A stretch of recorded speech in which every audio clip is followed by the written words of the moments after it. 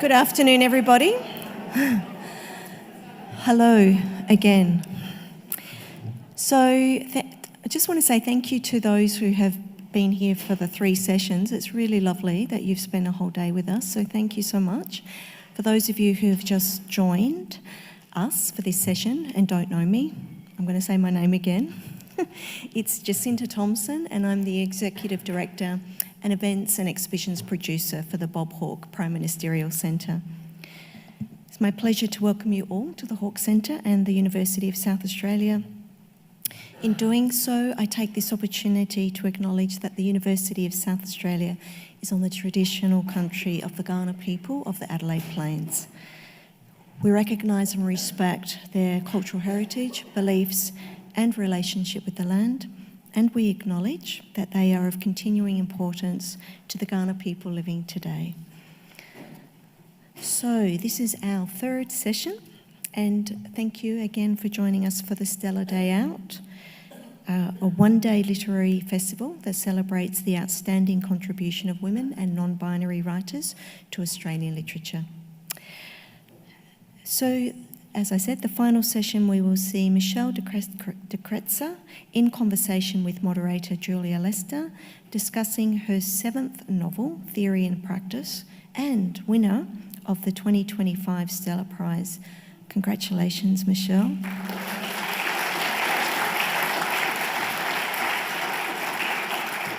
And thank you for joining us in Adelaide as well.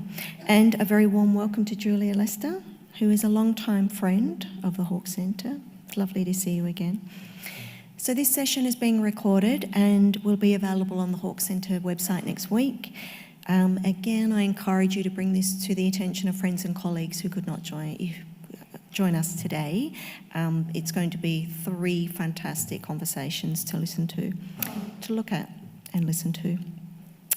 We are also live streaming this presentation, and again, I welcome our online audience, wherever you may be zooming in from. As we are recording, please switch your phones to silent to avoid interruptions. So, enough from me. Let's bring on the lovely ladies, Michelle de Kretser and Julia Lester. Thank you.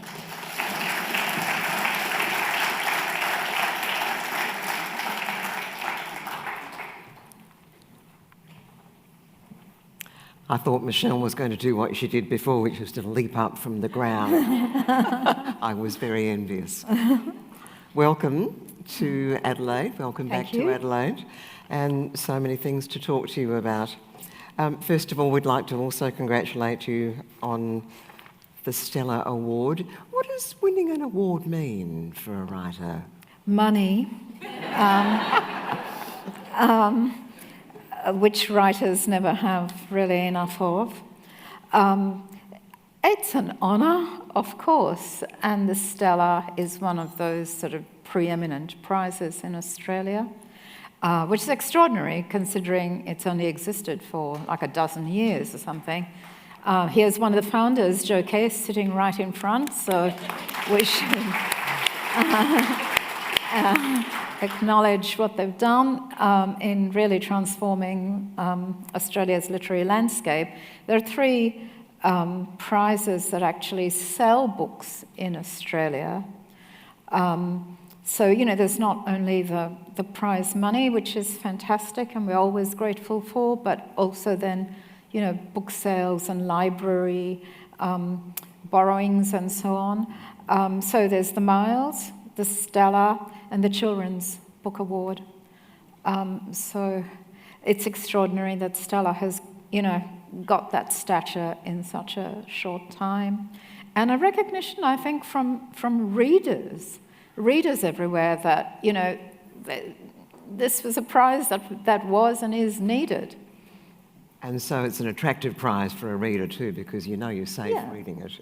It's going to be good. Is writing a slog for you, Michelle, or is it easy or somewhere in between? Well, I think it was Thomas Mann who said the definition of a writer is someone who finds writing more difficult than non-writers. Of course it's difficult. You have lovely serendipitous moments along the way. where Are you someone who needs to write a certain amount every day? Yeah. But it's a discipline, you know, and you work. It's work, I would say. It's labour. Are you a person who plots all of the detail before the novel, or do you let it flow? I don't plot detail, but I have to have the ending before I begin, if that makes sense. So as it might be just an image, it might be a sentence. I've tried writing novels without an ending, and they flounder. They just come to a terrible, stop. So I think it's, for me, it's really like the difference between swimming in a pool. It might be a very long pool, but there's a end. Swimming out to sea, where there is only the horizon which keeps receding.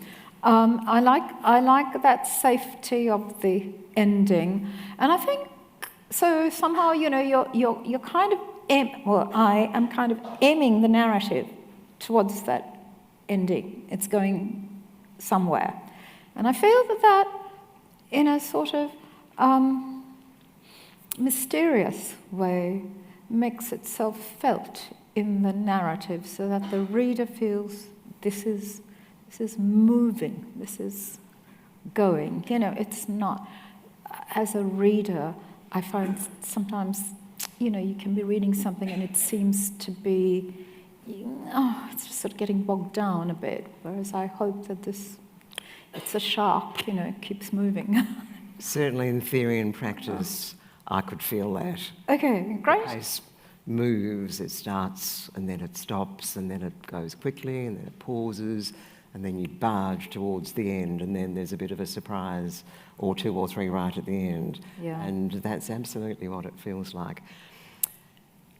The disconnect between theory and practice.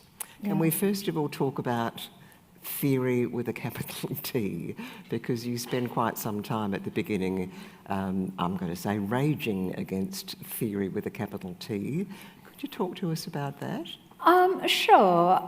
So theory with a capital T, as it appears in the book, is really just French post-structuralist theory, as it manifested at Melbourne University in the mid-1980s.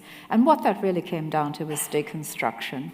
That was the capital T theory that arrived in English departments, everywhere really, but in Melbourne with perhaps a special intensity, because the head of department was an American who had taught at Yale, Yale being the place where capital T theory had really taken off in the States. At that time, I'd been a postgrad in France just before that. Derrida was unknown in France except in philosophy departments. He was a philosopher. He was not studied in literature departments until the 1990s, when, because of his enormous popularity in the Anglophone world, it sort of came back into France that way. But one of the difficulties, if you were a postgrad in the mid-80s, as I was that your undergraduate years had not had any capital T theory in it. You might have done a bit of Lukács or some, Marxist theory of the novel, or I, as a French undergrad, I'd done, narrative theorists like Genet.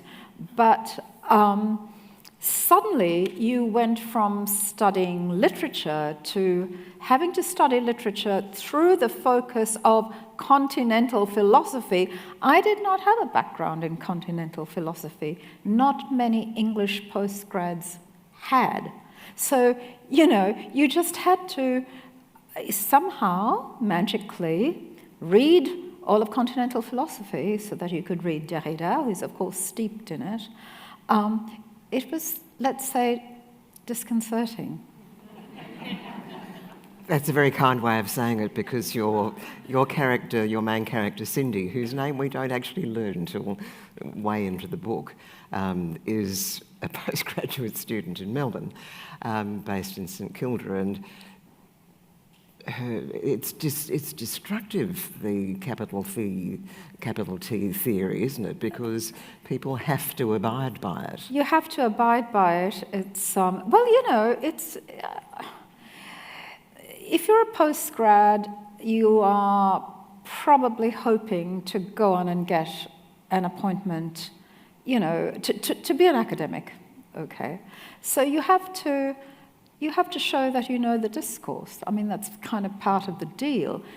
And the people who were getting, you know, you had to be au fait with this stuff because you had to. It was the dominant discourse being a word that entered, you know, the popular vocabulary at this same time. As did the text. As did the text. So, you know, text became, you know, no one spoke about novels anymore or poems. It was texts.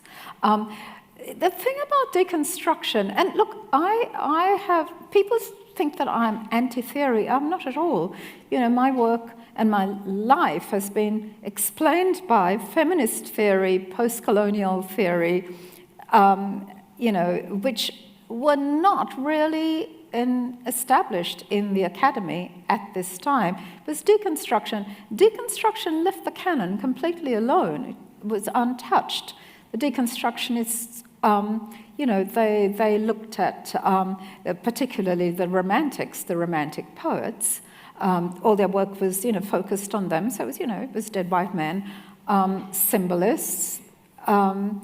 Henry James was another favourite of the deconstructionists. So there's real upheavals, there's real challenges to the canon, to the knowledge base, came late in the 80s as feminist theory became really embedded in the academy, as post-colonial theory was introduced, and then completely in the 90s with the arrival of cultural studies and queer theory and so on.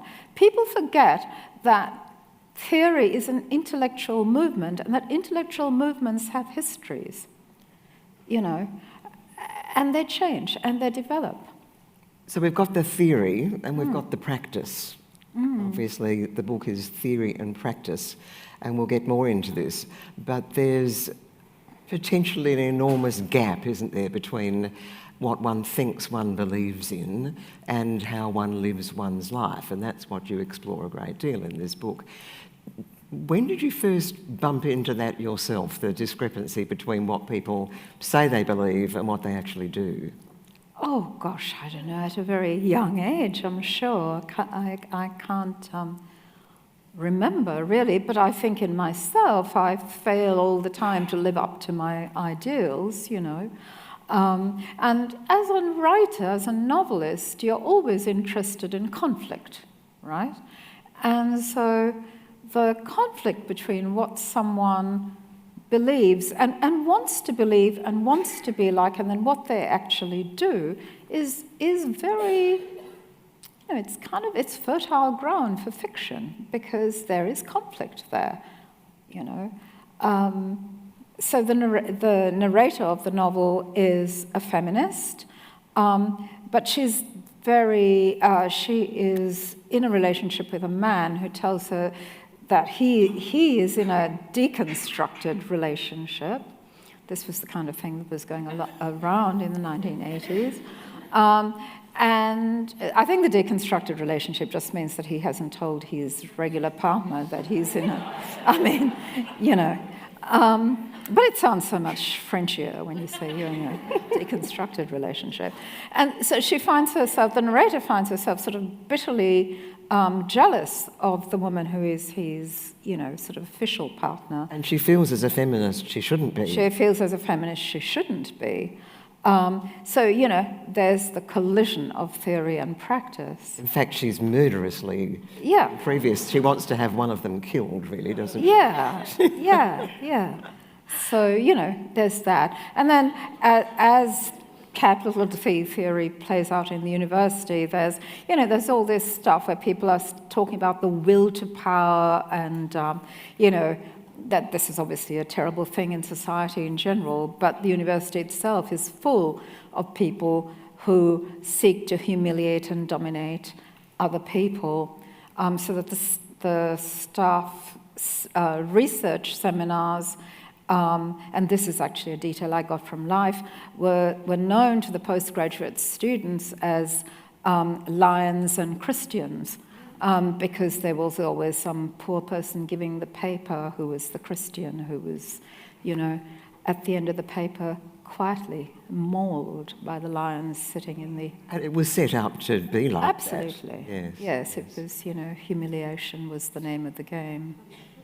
Michelle, those of us who are here today will have seen the word hyperrealism describing theory and practice. Others would too. What does that mean to you?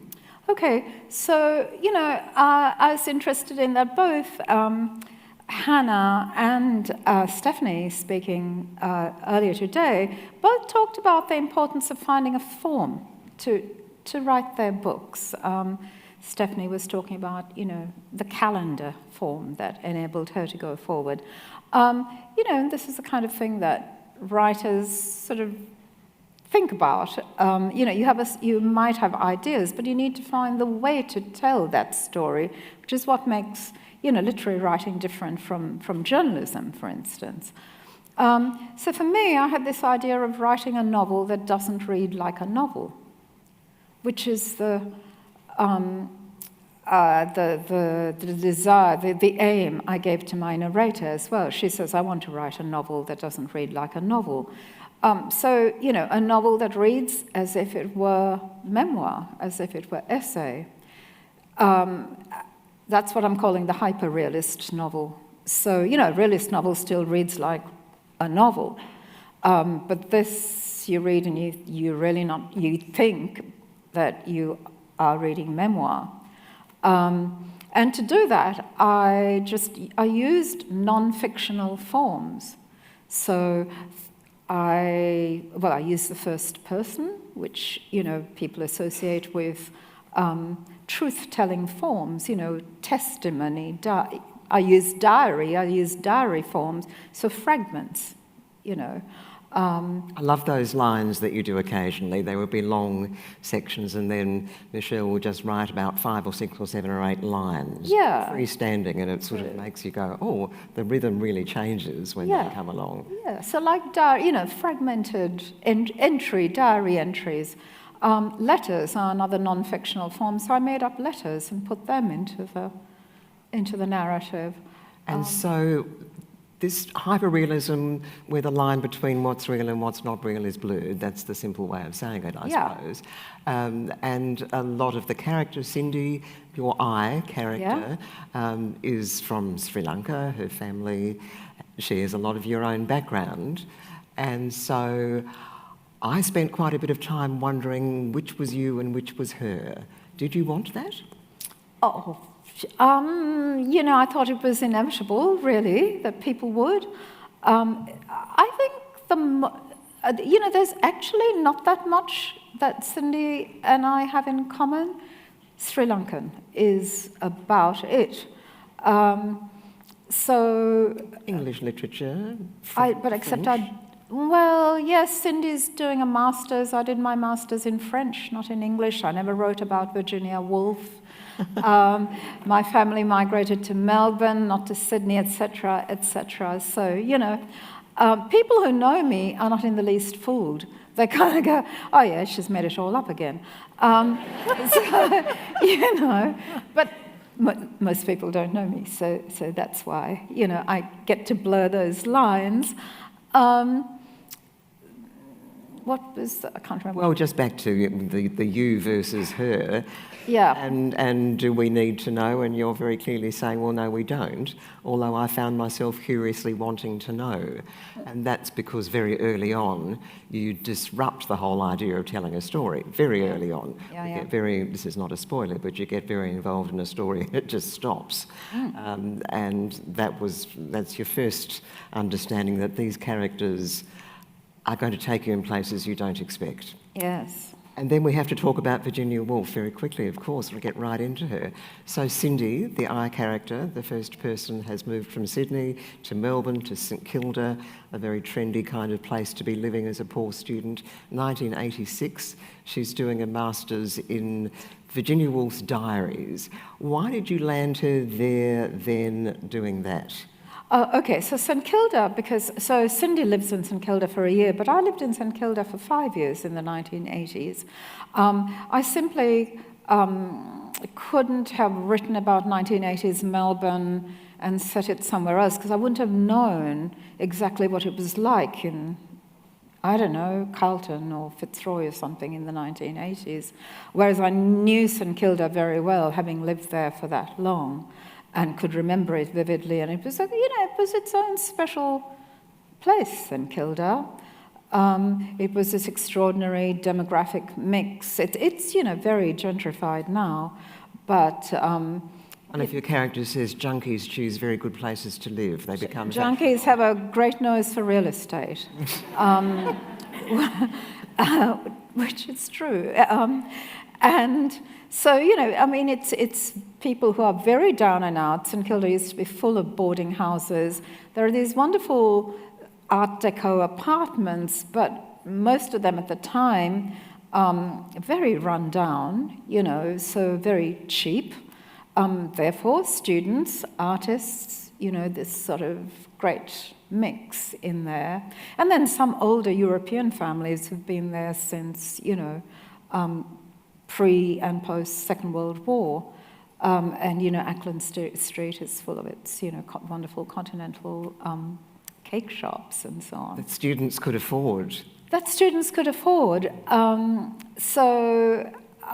it was one of the places where there was a very early cafe in Melbourne. It's hard now to remember that cafe society was really a rarity at the time. There was the Black Cat in Fitzroy.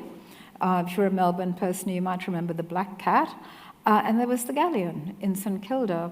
And, they were sort of these, incredibly, wow, there's a place where you can go and buy different kinds of coffee, and it's not Nescafe. It was amazing, I assure you. I remember seeing a piece of theatre years ago, just as the cafe coffee scene was starting, set in Melbourne. A woman jogged non-stop for about an hour, I think, while talking between cafes to try all the coffee. It hadn't reached where I was living yet, and I thought, this is mad. What's this about? Yeah.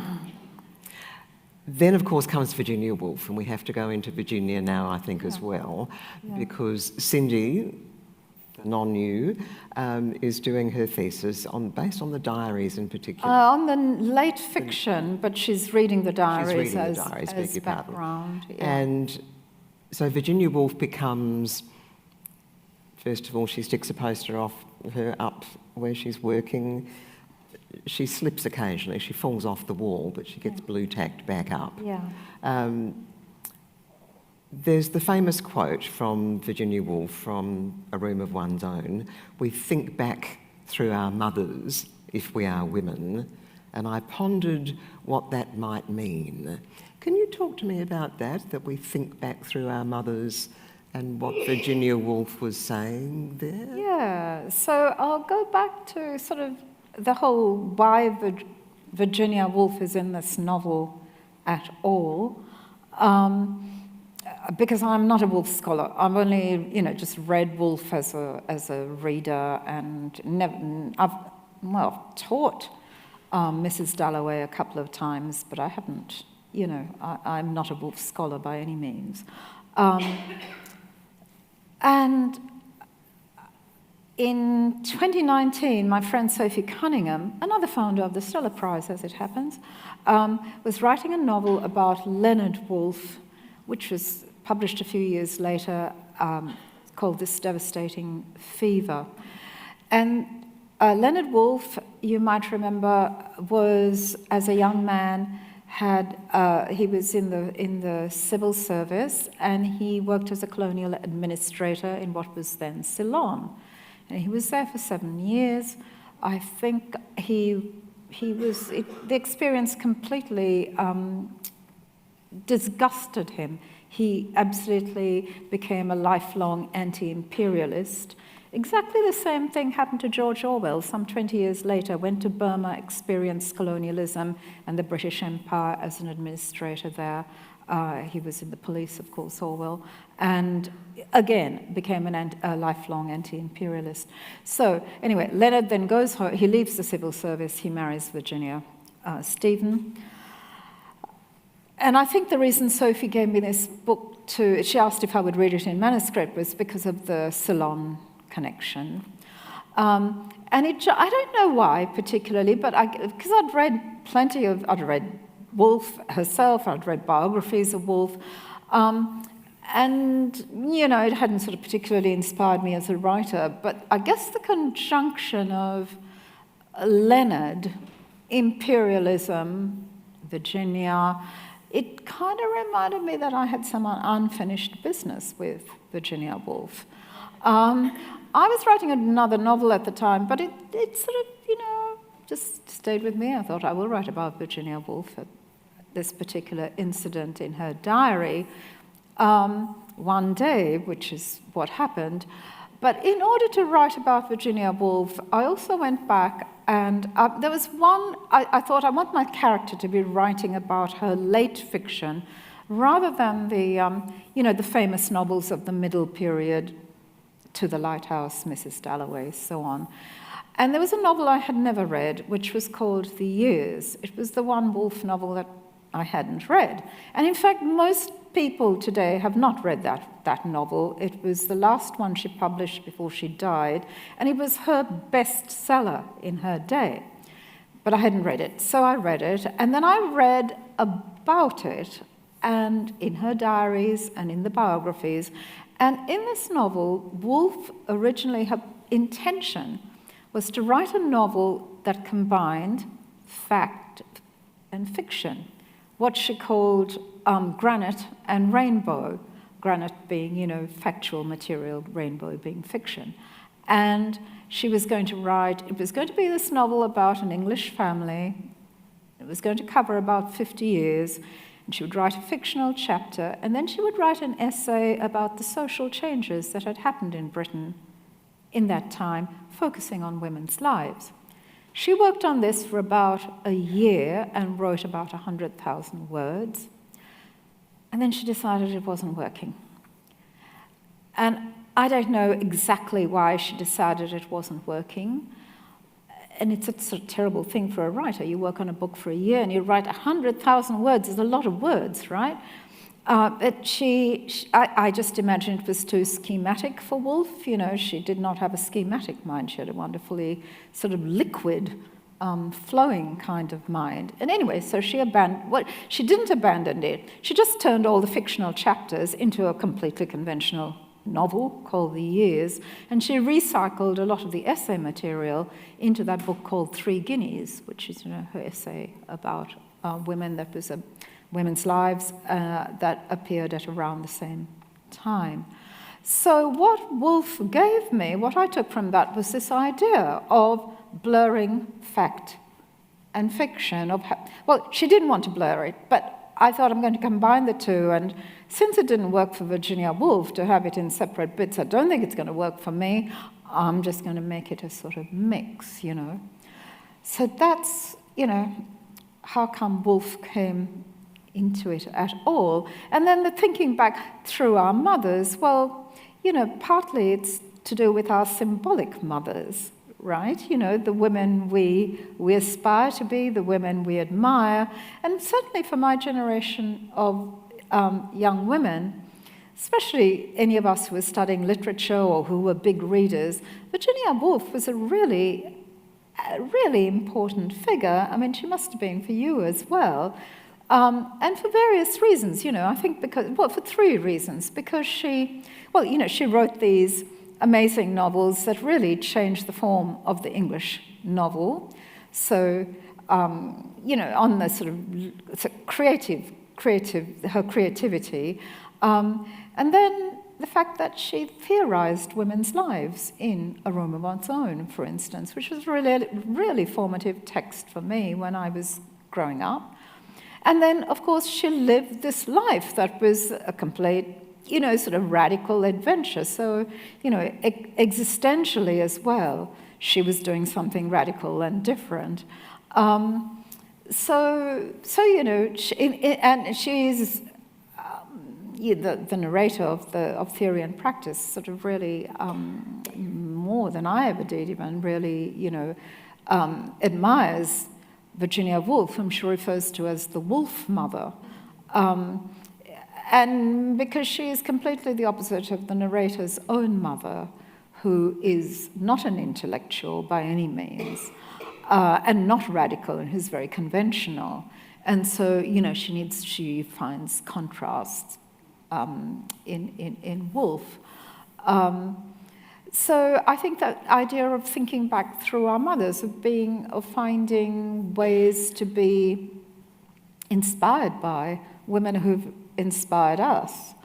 And it was actually, I got to the end of the novel and I remembered something else Woolf said in A Room of One's Own, which is that she said something like, a novel written by a woman will probably be short and it will be fragmentary. And I got to the end and I thought, and this novel is short and fragmentary. So Virginia has the last word, really. Cindy at one stage says, who among everyone on the planet can we never forgive for a failure of protection? Mother. Everything follows from there. Yes. It does? Well, it certainly does for her.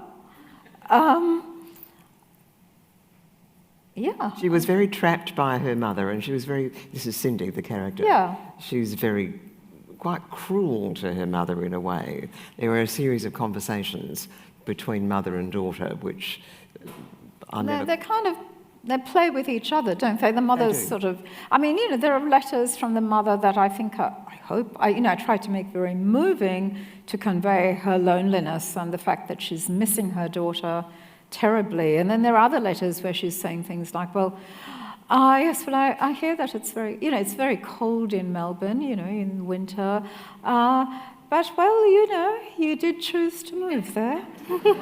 so, there's this kind of push-pull between the two of them. But then later, as the novel follows the narrator into when she is older and a mother herself, and she starts to realize that, she has taken things from both her mother and Virginia Woolf. Like you can't ride a bike because you'll fall off and break all of your teeth. Yes, well, that's her mother.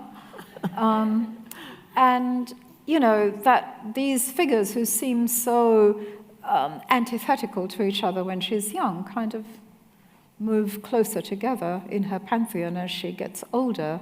And I think this is what happens in a life, isn't it? You sort of, you have these layers of things that go into it, and then in the end it all becomes a kind of sort of compost, and things get mixed up and certain change. Things rise to the top, and don't things they? rise, and The concept of the diary, Yeah. Virginia Woolf's diaries are very important Yeah. to Cindy, and clearly have been of interest to you too.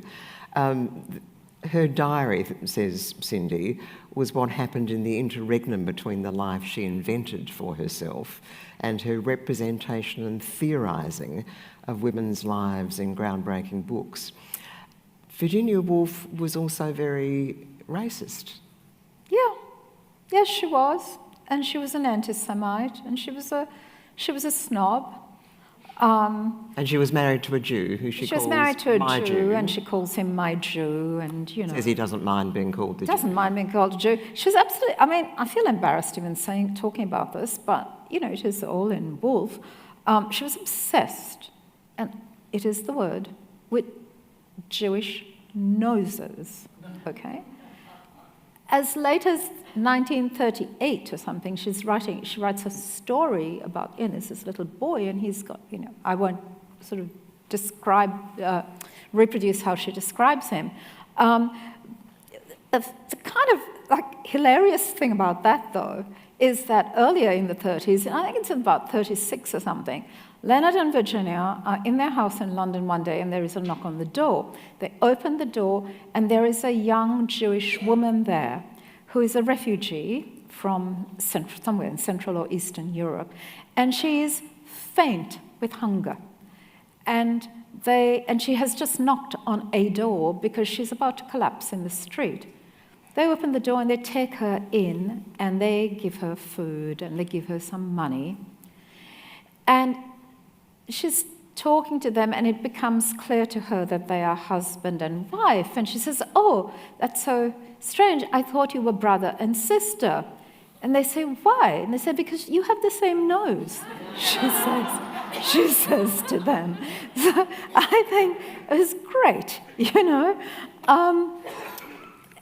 Anyway, so yeah, she was all those things.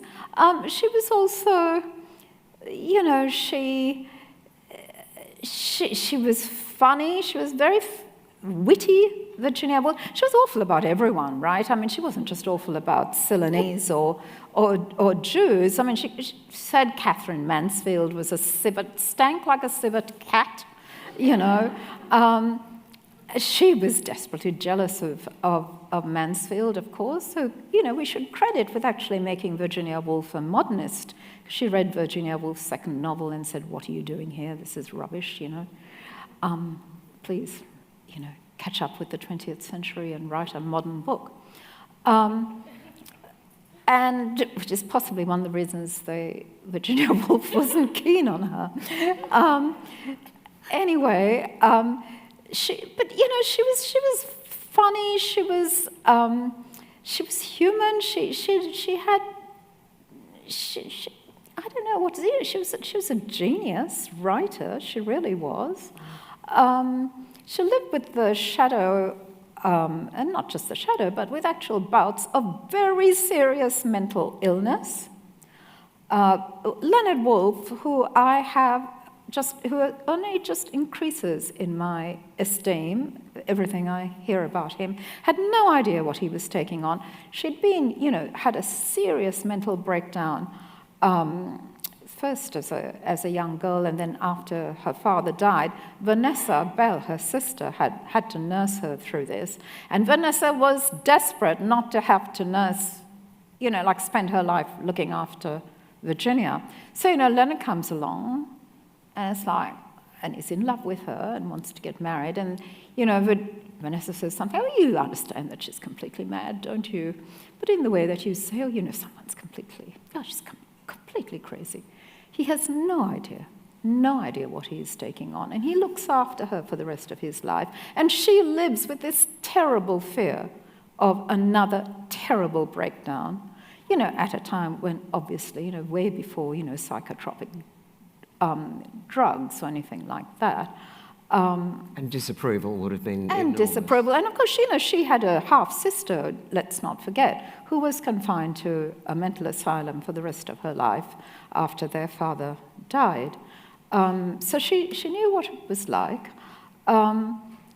And, you know, in the end, that is also partly what led her to kill herself.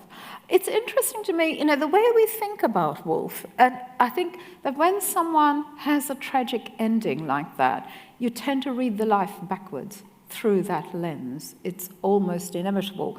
But, you know, the photo of Woolf that we all know, this is the one that Cindy has on her wall in the poster, the one that's reproduced, you know, on every tote bag and fridge magnet and everything else, because Woolf is merch now, you know, in a big way, especially in the UK, is the one of her as a young girl, right? She's 18 or 19. It's that sort of three-quarters profile.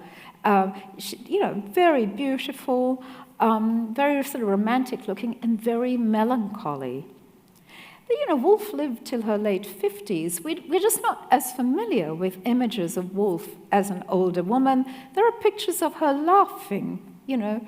There are pictures of her playing with her niece. But we have this image of her, you know, in the sort of virginal pale dress, and you know, she's every sort of young romantic heroine who has died young. It's interesting how we can, we like our women to have suffered, I think, and I like to remember that Woolf was someone who took intense pleasure in life, and who... Why do we like our women to have suffered? Well, I have no idea. We just sort of seem to think that, it's how we like to remember. Don't you think? There's a tendency to think of, we like to have our martyrs. We do, and we like to have people who've overcome enormous difficulty. That can be inspiring, I suppose. Yeah.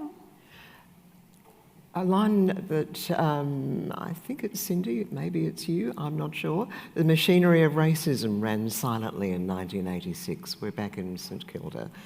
It was unmentionable, shameful and ordinary.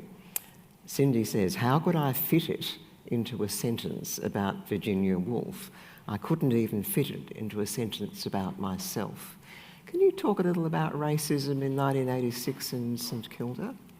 In St Kilda. Or Australia. In Australia. I mean, I think it was just considered that it was bad manners to mention race. That was the impression I had, anyway. If you're old enough to remember the 1980s, you might remember that too. That it was just not talked about. And so you're a woman of colour. It wasn't talked about to you. Where do you come from? Yeah, but that's not talking about it, really, is it? I mean, today there is a discourse about race, which just simply... I mean, there was, of course, the land rights movement had started. We all had those posters that said, you are on Aboriginal land. If you lived in any student share house, there was that poster there. But there wasn't really in public spaces a discussion around race. In private spaces? Well, not in my presence, which is different, And the point in the book is that the narrator, Cindy, comes across this racist passage in the diaries and takes it to her supervisor, who's a woman and who's a Woolf scholar. And the supervisor sort of, says, yes, well, everyone was like that in those days. Leonard Woolf, of course, wasn't. So not everyone was like that in those days. What I find personally weird about the whole Virginia thing is that, she's married to this man who's anti-imperialist. They must have talked about that. And yet, so maybe because he was Jewish, she didn't have to pay as much attention to what he thought. I don't know. Could you tell us a bit about E.W. Pereira, who figures, of course, in Woolf's world? In 1915, there had been communal riots in Ceylon, as it was then. They were between the Sinhalese and Muslims. It was quite a local, contained affair, but because the war was happening at the time, the First World War, the colonial government just completely overreacted and called down martial law, and there were a lot of extrajudicial executions. A lot of people were killed. So various people in Sri Lanka wanted to protest about this, and a man called E.W. Pereira, among others, but he was one of those sort of leaders, went to London, which was a difficult journey to get permission for and a dangerous one because of German mines.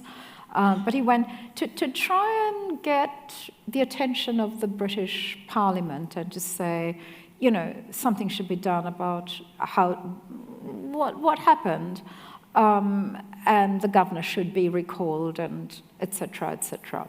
People should be held accountable for this. And because Leonard Woolf was, extremely well connected, these people went to see Leonard Woolf, and and he helped them. He did introduce them to sympathetic parliamentarians, sympathetic journalists to publicize this cause. So that's E.W. Pereira, whose name has now faded somewhat. I mean, younger Sri Lankans would not really know his name because... Even Sri Lankans. Huh? Even Sri Lanka, because it's all, it's been so, now it's the British Empire has sort of completely faded from memory. What has dominated Sri Lankan politics for the last ever so long was the Civil War. So, independence and the struggles of independence, it's now more than 100 years since these events, have been displaced by other sort of things. But he was well known at the time that, this is being written. Who's described by Virginia as a poor little mahogany-coloured wretch with no variety of subjects. Yes, and like the monkey and so on. It's interesting because another one of the activists, a Sri Lankan man, goes to visit Leonard Woolf, and Leonard writes about him in his diary very sympathetically. Okay. So, and this man has taken his wife with him, and she sings and, performs these sort of songs after dinner, and Leonard writes about how beautiful her voice is and so on. So very different reactions to these people in Virginia's diary and Leonard's. And Leonard's diaries. Yeah. And in Cindy's diaries. Are you a diary person?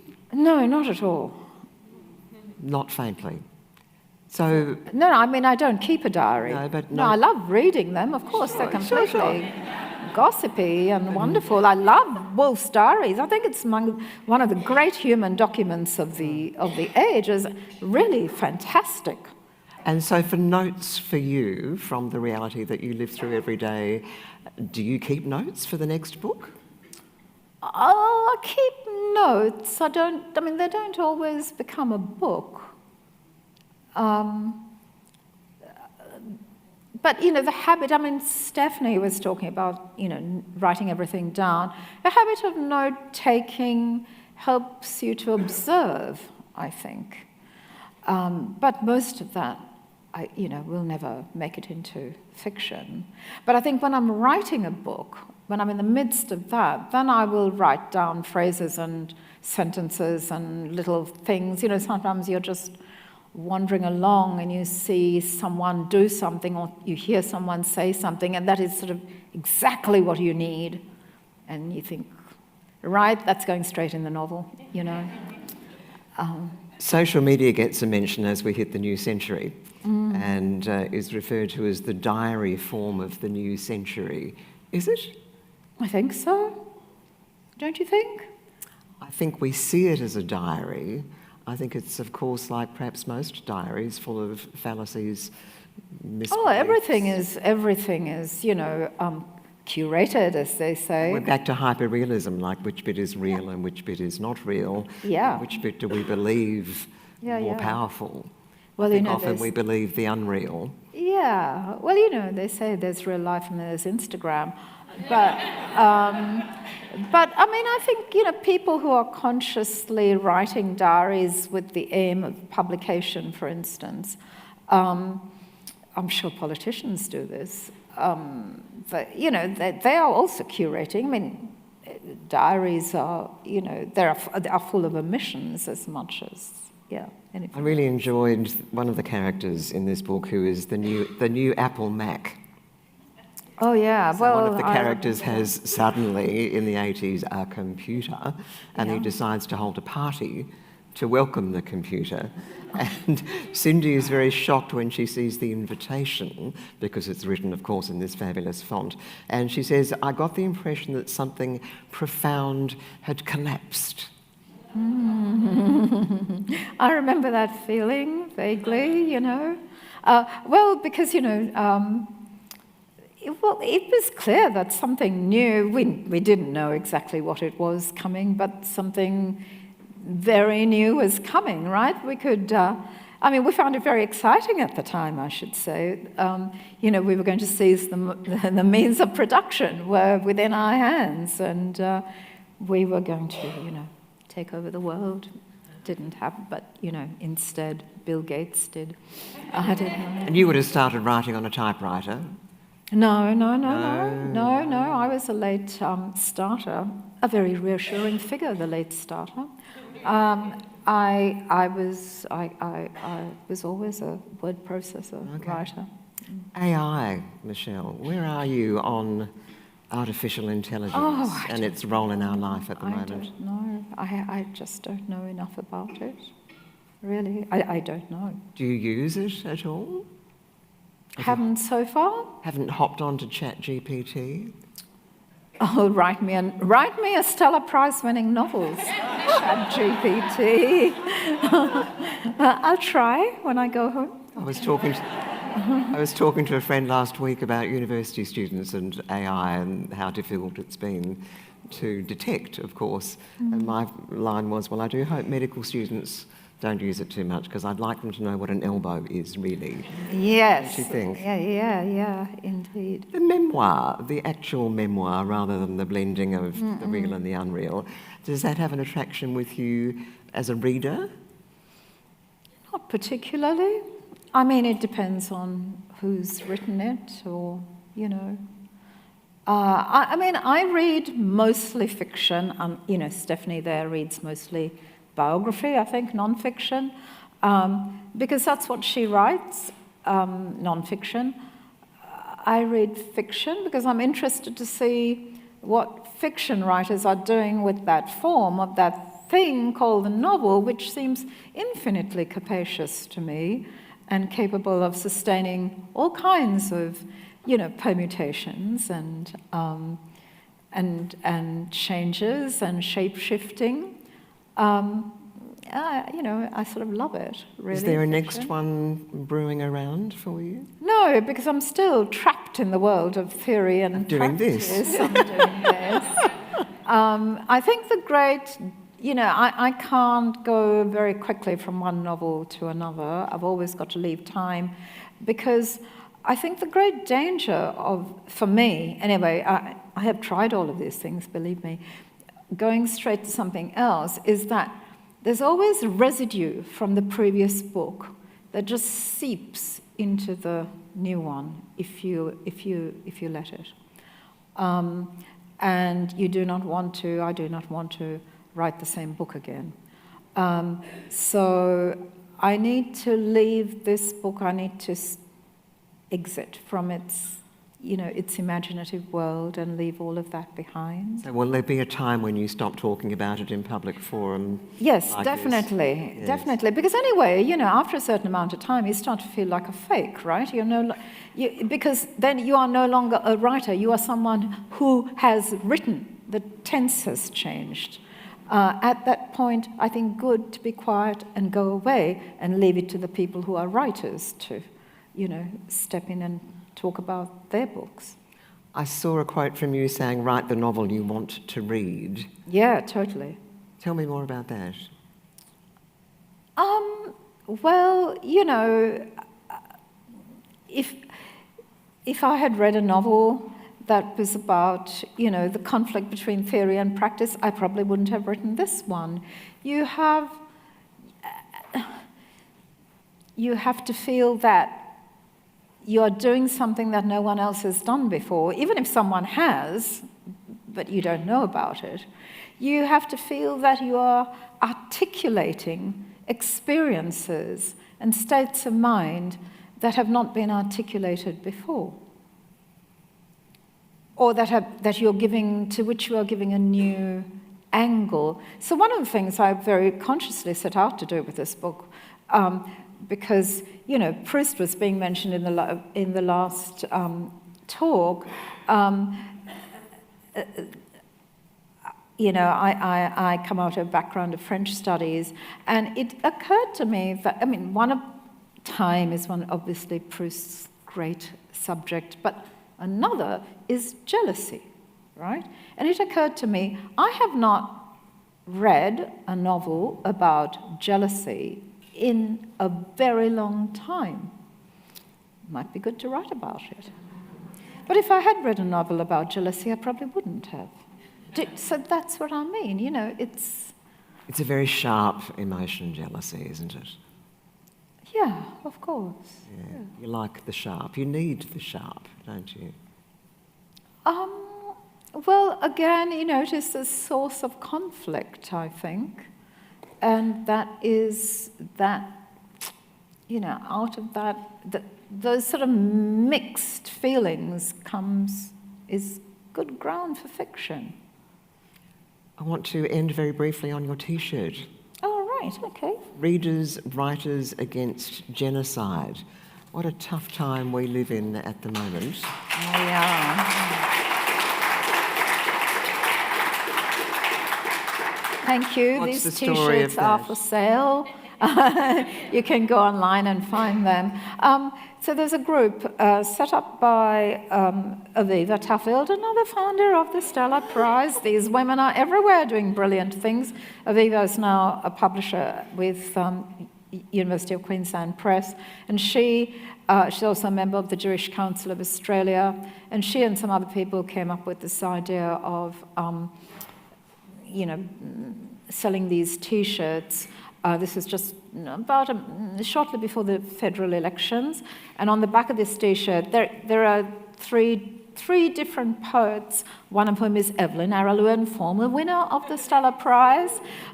3 poets donated their poems that can be. So each T-shirt has a different poem on the back. Mine, which was sent to me, has a poem by the wonderful Omar Saker, an award-winning Australian poet. And the idea was to just wear them to literary festivals if we felt okay doing so, and to wear them on election day so that people would keep the genocide in mind when they voted, which they didn't.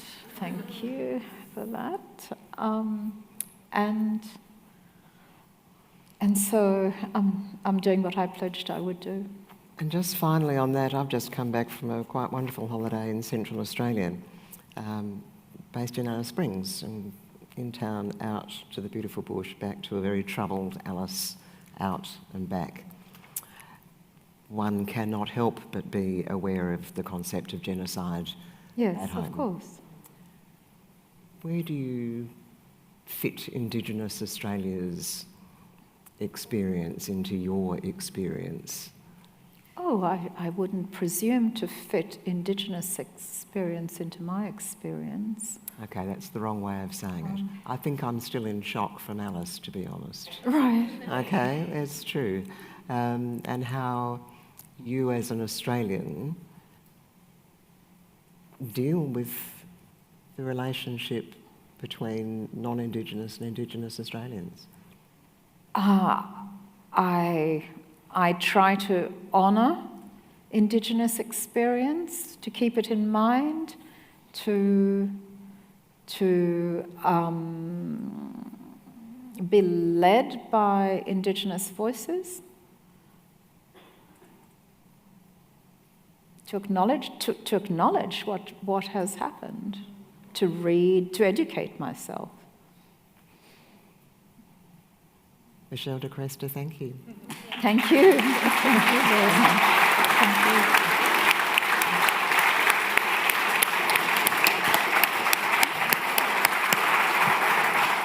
you. Thank you, Julia and Michelle.